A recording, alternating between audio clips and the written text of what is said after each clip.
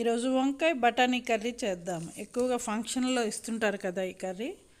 కుక్కర్ని పెట్టుకొని 2 spoons oil వేసి స్టవ్ మీద ఆవాలు, జీలకర్ర, ఉల్లిపాయలు వేయాలి. నేను బఠానీని నైట్ అంతా నానబెట్టి కొంచెం హాఫ్ బాయిల్ చేసుకున్నా. ఇప్పుడు ఉల్లిపాయలు మగ్గిన తర్వాత టమాటాలు, కొంచెం పసుపు వేసుకోవాలి. వంకాయని ఈ విధంగా తరుక్కోవాలి.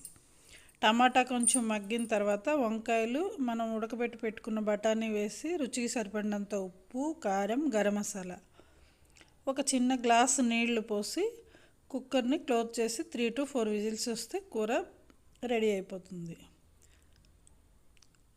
ఇంతేనండి, కూర సూపర్గా ఉంటుంది. అసలు రోటీస్లోకి, రైస్లోకి చాలా చాలా బాగుంటుంది. ఒకసారి బాగా మిక్స్ చేసుకొని సర్వ్ చేయటమే. మా వీడియో నచ్చితే లైక్ చేయండి, మా ఛానల్ని సబ్స్క్రైబ్ చేయండి. Thank you for watching. Bye.